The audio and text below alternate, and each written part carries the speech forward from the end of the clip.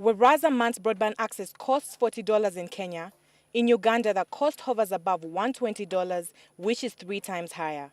According to the members of the Select Committee of the Presidential Investor Roundtable, this is the reason why the sector continues to underperform.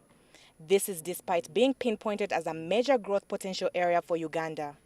One of the pertinent issues is the access and costs of bandwidth as well as communication services.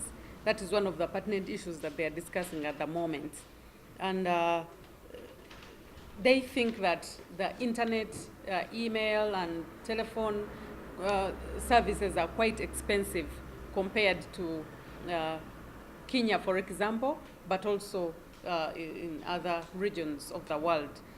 Much as there have been measures put in place to tackle this problem, the issue calls for joint effort from both the government and private sector.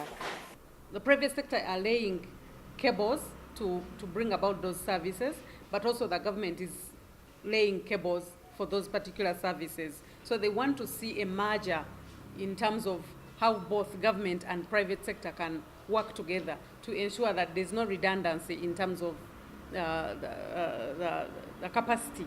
Still, the problem goes beyond just infrastructure and high cost of internet. There are calls for educational interventions to equip people with adequate ICT skills.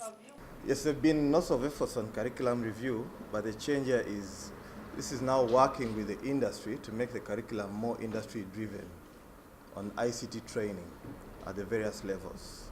Okay, so at the end of the day, there's a greater pool and more specialized pool of ICT graduates at various levels, technical, university, and so on.